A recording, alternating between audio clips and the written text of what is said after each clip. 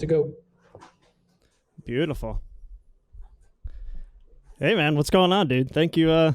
Again, thank you for doing this. This is awesome. Of course, brother. Happy to do it. Let's get into it because I do have a hard stop at 7:15, and so I want to give you as much time as I can. And Happy New Year, and let's rock and roll. Absolutely. Awesome. Yeah, I mean, really, well, to get the elephant in the room out of the way here, I am in Buffalo, so I apologize for that. And super happy. And listen, I genuinely actually hate Bills fans, but it is not lost on me what this feels like. You know, I in 1998, after being atrocious for a long time, the Jets had a real run and made it to the AFC Championship game, and that nirvana. And then again, it happened again with 2010. Like, I know what this feels like. And honestly, I think the Bills are real dangerous. It would not surprise me if they made a run to the Super Bowl. So that makes me even more salty, but congrats to you and all my Bills friends. Oh, yeah, there's a lot of us out there around. I've lived in Southwest Florida for a few years, and I find everybody is from Buffalo. Nobody wants to still live in Buffalo, although the city's getting better. City is getting better. I'm a fan of the city, actually. Yeah, but again, yeah, thanks again for doing it. I figured I'd get that shout out done because I remember we talked a little about that before. But, you know, I don't know, man. You know, people are telling me, what are you going to ask Gary Vaynerchuk, right? The Gary Vaynerchuk I'm talking to. And I was like, well, what the fuck am I going to ask him? Because I can't find, I mean, everything I have a question about, I can find him saying, right? And it was just funny. So I busted out earlier today. I was watching some of your wine library shit from like 2009. And you have this, it's like a 1.5-minute one. And I think it was titled In the Trenches, Bitches. I don't know if this should be a t-shirt. Somebody should make Gary Vaynerchuk t-shirt. It says In the Trenches, Bitches, because if you haven't seen that video, it's wonderful.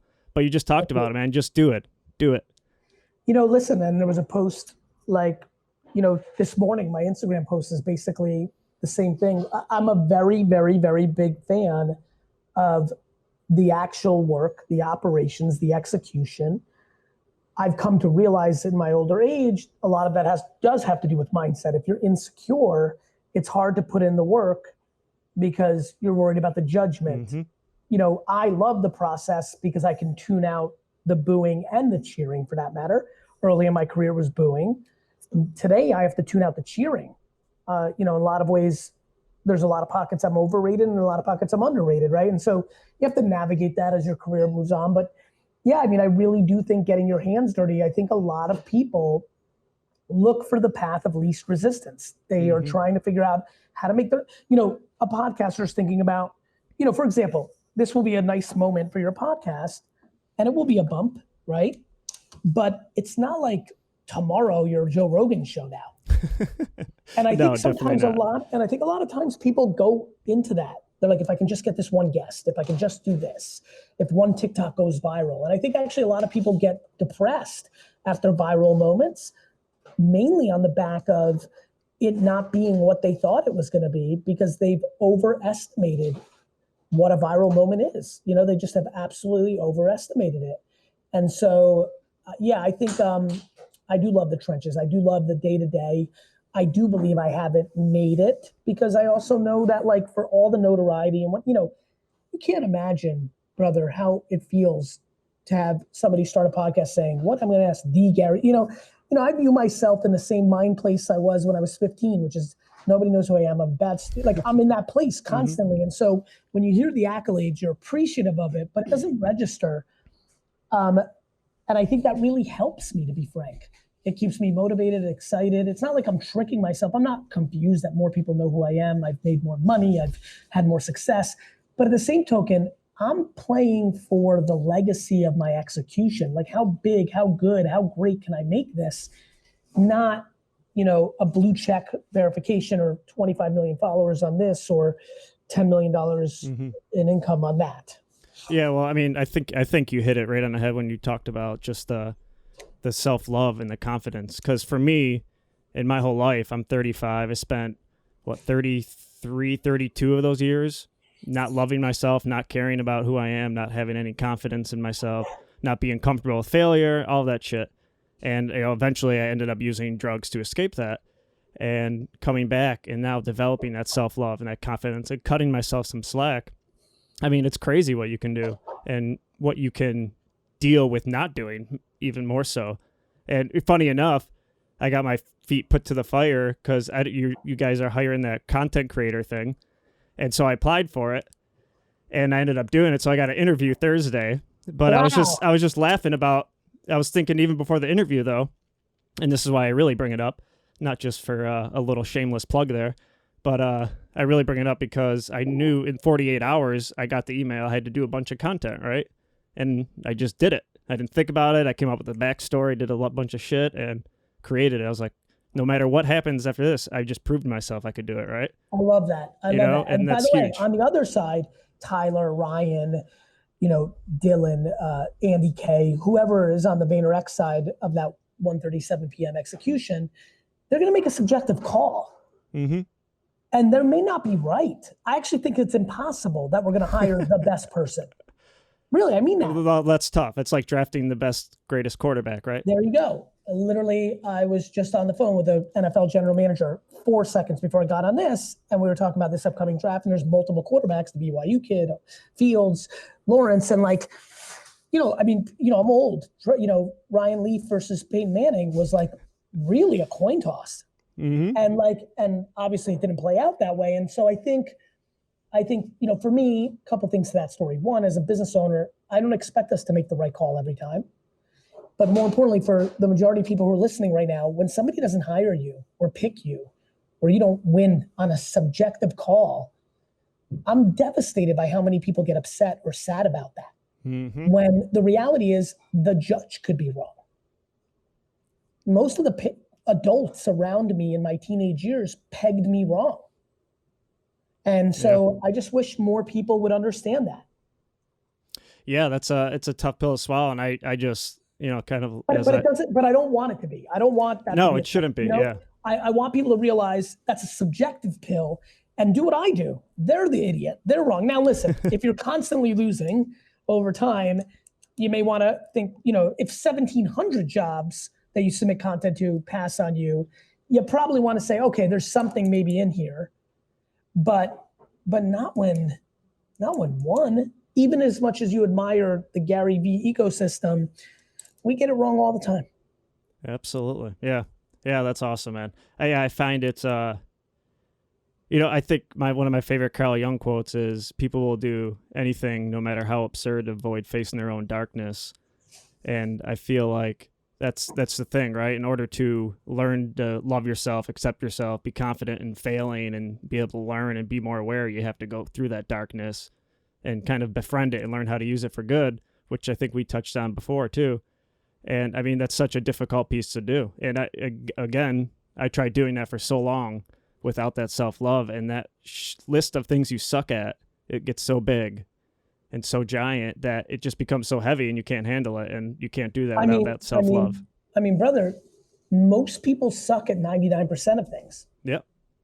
And once you go there, well, then all of a sudden you almost spend no time thinking about what you suck at. You almost expect to suck at it. Oh, yeah, yeah. And that I actually think is good. I don't mean like you're droopy and you're like, I'm always going to fail. That's different. There's an expectation that you're not the best boxer in the world, that you're not a supermodel, that you're not a rapper, that you're not a Twitch superstar, that you're not, like, that's good. That's okay. But there is things that you are good at or that you like so much that you can spend your time on it. And I'm a big fan of spending energy on those things. Yeah, and I think that's another thing that's missing from a lot of people's lives. They're doing shit they don't want to do. And once again, that was a big issue I had. Because they have responsibilities, because they start getting a car and they get an apartment and they have to pay for shit. And they just get caught in this rabbit hole without realizing this internet thing offers up other opportunities if you really understand how to play it. Yeah, yeah. One of the coolest things I remember hearing you say, I thought it was funny, because after my whole addiction and rehab and coming out, I ended up moving back into my parents, and I started this Room 9, and eventually, it's now leading to where it is a few years later. But living with my parents, I remember hearing you say that the one time, if people would just get over their damn ego and move back in with their parents who they have good relationships with, I mean, you could save money, you can do that and build something. And that was a huge piece. and enjoy time with your parents. You know, I spent a week with my parents on vacation just this last week. It's the greatest. Like, I already know I'll always be so grateful that even at this age, I'm so grateful for those memories. There's a lot of people that can save a lot of money, reset, and have good strategies if they have the humility. Now, there's a lot of people who don't have what I have, which is they don't like their parents. Their parents are negative, and they don't want to come back. And that, I respect that. I'm not speaking about being around negativity, but I am speaking about being humble as an offensive weapon. And I do think going back home is a viable option for a lot of people. Yes, it is. Yeah. And so many of us, although sometimes I am tempted to go be on my own in the middle of nowhere, but of course, that's another subject. By the way, you may end up doing that as well. And that's great too, or maybe not. And that's within yourself. But I think, I do think that people underestimate how cool it can be to do a 6-month sabbatical. You'll always, and by the way, you know what's ironic? A lot of people I think ended up doing it because of Corona. Yeah. And I think, you know, some have been good and some have been bad experiences, and that's what is exactly to be expected. Yes, it is. Yeah. Gary, so how do you, like, have you had instances throughout Vayner and everything else and people on your team that have, like, even with mental health or even like substance use, how do you guys kind of like handle stuff like that? Empathetic is the first thing I think about how we handle it. Of course we do. And, you know, I think we're very liberal in that, like, you know, we don't think if somebody has a dime bag fall out of their bag, we, like, you know, we're not Nancy Reagan. And we're very compassionate to it. I view it as almost always as an indicator to a disease or a mental framework that is unhappy and needs escapism from that unhappiness and a substance. You know, and by the way, you see it in food. You know, a lot of people do it differently, right? Some do it in alcohol, some do it with soft drugs, some do it with hard drugs. A lot of people do it with food. Oh, you know? absolutely, yeah. We don't talk a lot about that, but, like, you know, I think we come with compassion, and you know what's tough a little bit in business world is laws. You know, I would love to handle more things in a humane way, but the lawyers and the state laws, and we're in London and New York and California where things are very liberal, and so, like, it's funny when you said that. I said to myself, literally what went through my mind: empathetic, compassionate, appropriate, rule following, which feels sometimes not as human as I want to get, like, in there a little bit, sometimes a little bit more. And then also being careful. I may be thoughtful and motivational, but I am not, you know, a certified or trained. I talk a lot about mindset, business opportunities, but when people start getting into substance abuse, I try to tread very lightly. I'm more like, hey, I love you. I'm here for you. How can I help?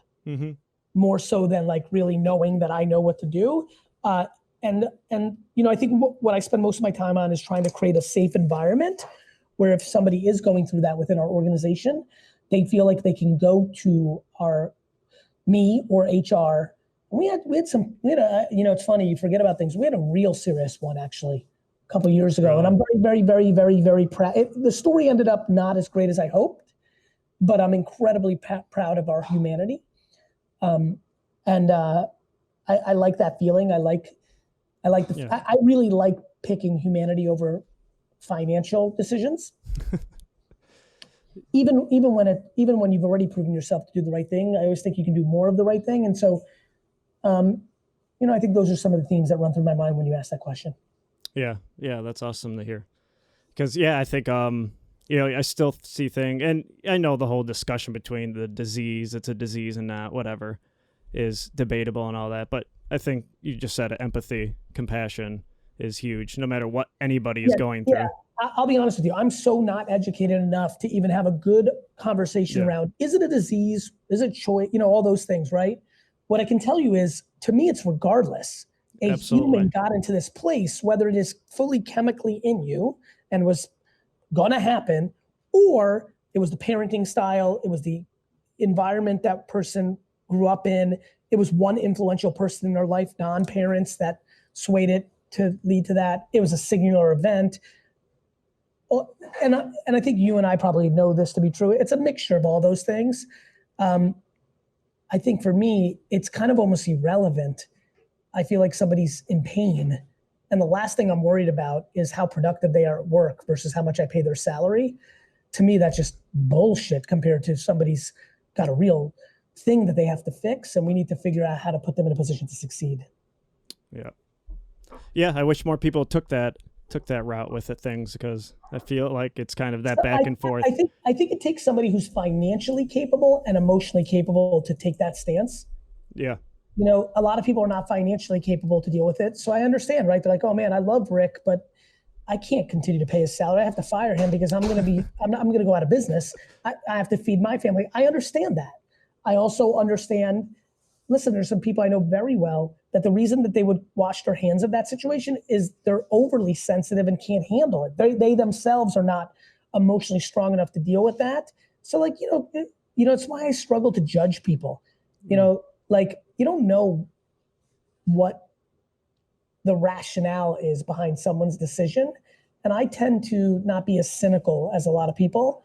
I want to be a little more thoughtful if there's something there that, might have led to, it might look on paper that they made a bad decision or you don't like what decision they made, but there might be some real pain and some vulnerabilities behind the scenes that you're unaware of. And I have to be compassionate to that because I feel those feelings. Yeah. Yeah. There almost always is something obviously deeper when people are struggling with that. I mean, even like you said, I mean, I think we all use something to cope. Some people use Netflix, some people use work, some people use exercise to avoid facing something. I mean, we all do it in one way. I mean, you know what's funny? I definitely use the New York Jets as a coping mechanism. I go into almost like a meditation cocoon state on Sunday, even this Sunday when, there was nothing to watch for me, but I'll still watch it. And it's almost like going to church, in some level, like it's really, I dump out anxieties and stresses of my real life because in those 3 hours, I'm really invested in that story. And it really helps me. And some people watch films and don't realize that, music, I think people really do realize because through the years that was obvious to us. Oh, you like that band because, that, or like angst or like grunge or like hip hop, I think I think the arts are a big way, work. I think I've used work as escapism at times for personal vulnerabilities and fear. Hobbies. Yeah, I think humans do it a lot actually. A ton. Yeah, absolutely. Yeah, I feel like, and that kind of swings to one of the last things I wanted to bring up to you, because how I fell into love with like branding, brand strategy, content creation, storytelling was because as I was kind of like, oh, it's not just lie and manipulate somebody. It's, hey, let's be authentic and real and tell our story, why we're passionate, why we're happy to help and that we really want to help, blah, blah, blah. And that's why I really fell in love with it, because I really feel like it could change my community. And so I've kind of have just dove head deep into this. All right, brand, content creation, storytelling. And yeah, I think that's right. I actually think the best marketers and salespeople are the most authentic. And I do think that marketing and sales have a really bad stain on it. And I understand why. There's incredible amounts of, but so is politics and teachers and cops and many of the greatest. There's unlimited amounts of really nice, incredible politicians, teachers, cops, fire, but all of those three professions also have a negative spin on it, no different than market. And so to me, I never judge a whole thing. Like I think one of the great reasons I've been very good at business is I always sell something I believe in, and that's good. I really believe that. Yeah, and I mean that's what business should be, right? I give you value, you give me value. I feel like business. I think so. I do think that's how it works out. I think that's how sustainable good businesses work. You can't trick people for too long. No, you cannot. We always see what ends up happening with that. Especially nowadays in 2021, you're getting filmed. Who was that? Who was a quarterback who's just in a strip club? Oh, right. Okay, like really? Like, what are you doing? Yeah. I mean, look, what you're doing there in that scenario is, you're young. I mean, look, it sounds like you went through your trials and tribulations as a young man. Like, again, even stuff like that, like, to me, it's like, okay, that's a misunderstanding of what leadership requires. I don't judge a woman or man's off the field activities per se, as long as they're not breaking the law. But in COVID, your team is making a run, it's just bad judgment of a maturity standpoint. Like, you always have to think, if this gets out, what does that mean, right? Mm-hmm. But, you hope people learn from those kind of mistakes and build on it. Well, that's the whole point, I guess, is one of the biggest things I try to push to people is just, if you can get out of that self-pity and just pick your eyes up and learn something, no matter what you're going through, no matter how difficult it is, I mean, that's where growth happens. I mean, and that's where it really happens. And I think that's just such a huge thing for people, that I would at least message that I want to push out to people, because there's just not enough of it. And I don't know. And it's crazy because I think all the time, Gary, man, all the awesome shit you say, a lot of people are out there giving value to people, and you see all these millions of views, but nothing's changing. And it just comes back to that whole swing the whole circle around at the beginning of this episode, that whole entire just do it. Accountability. Like more action. Yeah. It's why I talk about accountability, right? Like, listen, I don't get discouraged about talking about the same themes with different ways to execute it, because I know it works. And I know today might be the day somebody watches my video for the 47th time in their life. That's it. And this was the one, and that feels incredibly invigorating. And I'm also not selling anything. So, I don't, for me, it just feels, I'm not struggling with like, anything, to be frank. It's like, it's very easy to give the best opinions, because it's not, people like advice, like maybe I'm sure I slip up and say the word advice, but like, I'm glad I didn't hear. These are hypotheses and opinions, life experiences that seem really real to me. And I don't think I'm smarter or better, or any of those things. I just think that I have a passion to share it. Like, it's just, hold on. This is, by the way, you're about to learn how I create. So I just said, for the first time ever, hypotheses, opinions, which I've said a lot before, but I also said life experiences. And while I was just talking to you, I realized that spells whole. Ah, okay. And so literally I just clicked the sticky up here and I'm writing this down. So I make an Instagram video of, I live in a hole. So do all of us. And it's going to be my opportunity to make a piece of content that speaks about me not thinking I'm smarter or I'm giving advice or I'm a guru. Fuck that shit. I'm passionate about talking about my, hypotheses, my opinions, grounded in my life experiences. And that's my hole. And that hole has brought people value. And everybody else should be thinking about their holes. Because when you stop thinking about being an expert, and you stop thinking about being a guru, and you stop thinking about being unstoppable and like the greatest at, and you just say, this is about my hypotheses, my opinions, and my life events, all of a sudden people are able to create a lot more content and probably have a lot of people out there that share their same experiences. And I think what I'm doing is just digging a great hole. And I'm hopeful that this little rant, which I just might use this clip, Dustin, I hope you're listening. I hope this clip just helps people dig their own hole, because that hole can be happiness for both themselves. I love my hole, and I love that my hole has helped so many other people. Yeah, that's awesome. And I guess Dustin did get it too. Yes, I see it. Yeah, that's great. I mean, that was the biggest thing for me. I mean, I did a podcast yesterday, and I was with the guy I was talking to.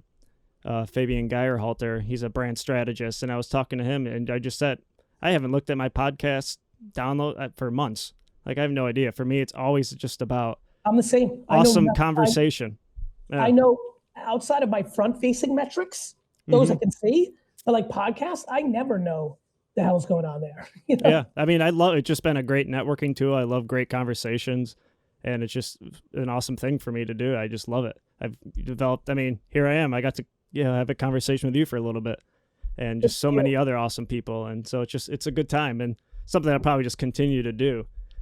It brings you happiness, gives you access to people you enjoy, create a little community. It's like, it's not, and kind of like you said, just one person, that one person who emails you every month or so. I'm sure you get a lot more than that, but me, just it's the best. I was there 5 minutes ago. Yeah. I was there 5 minutes ago, my friend. Oh, 5 minutes ago. 5 minutes ago, aka 14 years ago, I was getting the one or two, hey, I love your wine show. And I was like, really? This is Yeah, which is awesome. I don't want to paint the wrong picture. I knew I could do something, but it was not really. It was because that's just not the real energy. It was, fuck, that's so cool. This is cool. This is something I like doing. People like it. This is fun. This is good for my business. This is good for the wine industry. This is good for my dad. Like it was just good. Yep. Yeah. Yeah. It's great because it just, I think it's something you mention all the time too. When you're doing something you love, it just doesn't seem like work. It doesn't. It's one of the great cliches of all time, but there's a reason that cliches stick and stereotypes stick. There's always some truth. Yes, there is. I really do believe that when you like your process, it just makes it better. Yes, it does. So Gary, what are some things you do when you're feeling overwhelmed, angry, anxious? Like, do you have any practices that you go to? Oh yeah. I go super macro and think about the death of my parents or my children. Yeah, that's so shocking.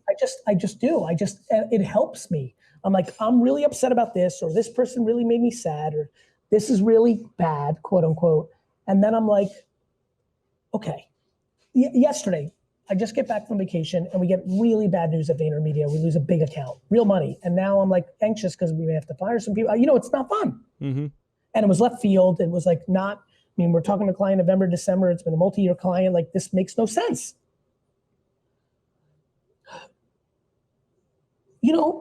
Anxiety, like you have a business, like it hits you for a microsecond, but I quickly go into like, what if they called me and said they're doubling it, but somebody I love the most got cancer today? Mm-hmm. Like, I struggle with, my go-to is perspective at the highest level of a very narrow feeling of the 12, 15 people, Brandon Warnke, my best friend, like, who do I love the most? What if they were sick? What if they got COVID and died? What if they got hit by a car? Like, I wouldn't give a shit about triple revenue growth. I wouldn't give a shit about finding 500 Babe Ruth rookie cards under a bench. I wouldn't care about the Jets winning the Super Bowl. I just wouldn't. Yep. And so why am I going to I can feel it. I'm a human. I'm not a fucking robot, but like, let's get that perspective up. And so the more nervous or upset I am, the more I push the perspective up. Yeah, that's huge. That, speaking of cliche sayings, that cliche saying, the glass is half full, the glass is half empty, are both right. It just depends on which one you take. Yeah. I mean, as cheesy as it is, I mean, it's very true. And that was, again, one of my things. Boom. You know what? I'm done feeling sorry for myself. I'm done acting like I got dealt a bad hand. Because you didn't. Yeah. It was the way you decided to look at it. Yep. And I think that it's funny you mentioned like death, because I think that's another thing that made me grow up quicker, that I could actually look at like a positive thing, is when my brother and sister died when I was 15. At least pulling positive things out of that, right? Like, it made me realize, wow, life isn't that serious, because it can be taken from you at any moment. And I feel like that's just an awesome perspective. That's awesome that you use that to make your perspective. It's awesome that I haven't had to go through that pain that you had to for some reason, naturally feel it. Yeah. And I don't claim to feel it the same way that people have actually gone through it, but I would be lying and not authentic here right now if I didn't tell you, when I go into that perspective mode, I feel things. Yeah. I get really, and I'm just so then great. It's almost like, it's almost like, it's kind of like when the cop lights go on behind you and you're like, and then they drive past you like, or like when you finally do something you were anxious about and you just can, by the way, breathing's really interesting to me.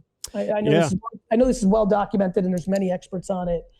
And lately I've thoughtfully done a deeper breath or two occasionally when I'm feeling something. It's really been nice.